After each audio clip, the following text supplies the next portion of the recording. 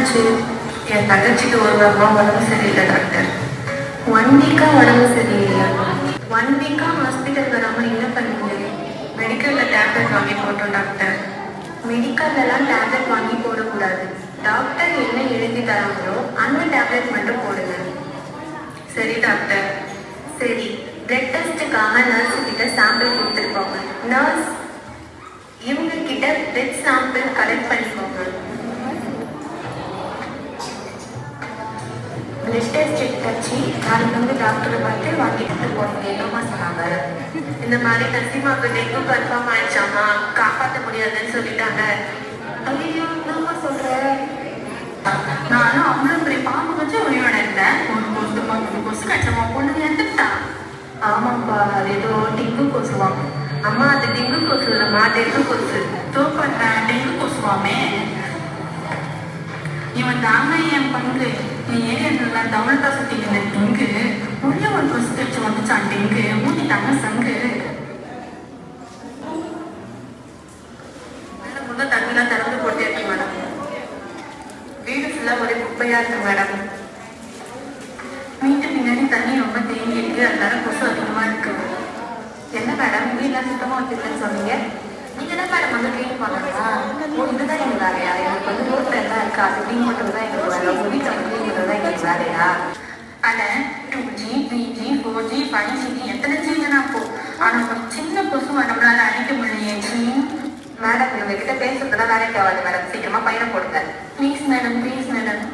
Madam, இதுக்கப்புறம் நாங்கள் எங்கள் வீட்டை சுத்தமாக வச்சுருக்கோம் மேடம். பையன்லாம் போடாதீங்க மேடம். இதுக்கப்புறம் நாங்கள் எங்கள் வீட்டை சுகாதாரமாக வச்சுருக்கோம் மேடம். அதெல்லாம் சரி, மாற்றம் யார்கிட்ட இருந்து வரணும்? நம்மகிட்ட இருந்து தான் வரணும். இது உறுதிமொழி எடுக்கின்ற நேரம். இந்திய குடிமகனாகிய நான் வாழும் பகுதிகளில் என் வீட்டை சுற்றி குப்பைகள் வராமலும் நீர்நிலைகள் தேங்காமலும் கொசு புழுக்கள் உருவாகாமலும் என்னால் முடிந்தவரை நான் தூய்மையாக வைத்திருப்பேன். ஏடிஎஸ் கொசுக்களை உற்பத்தி ஆவதை தடுப்போம். உயிர்களை காப்போம். டெங்குவை ஒழிப்போம். உயிர்களை காப்போம்.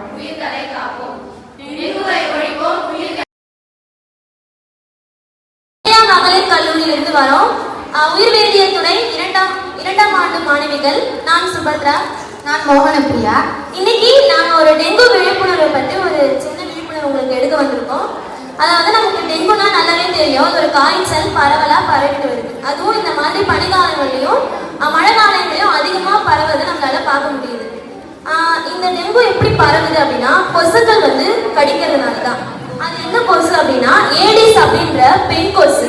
அந்த ஏடிஸ் அப்படின்ற பெண் கொசு எங்க வந்து உருவாகும் அப்படின்னா, நிறைய இந்த டயரு, அதுக்கப்புறம் இந்த நம்ம அந்த பூந்தொட்டி நீர், தேங்காய் தண்ணிலாம் போட்டு வச்சிருப்போம்ல, அந்த மாதிரி இடத்துல இந்த பெண் கொசு உருவாகும்.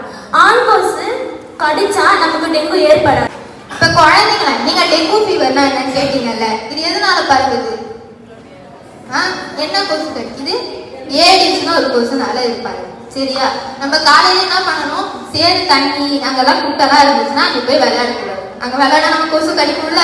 கொசு கடிச்சா ஃபீவர் வருமா? ஒரு அக்கா வாங்கி எடுத்து இறந்து போனாங்க, பாத்தீங்களா? ஃபீவர் வந்து அது மாதிரிதான் போய் விளையாடணும். புரியுதா?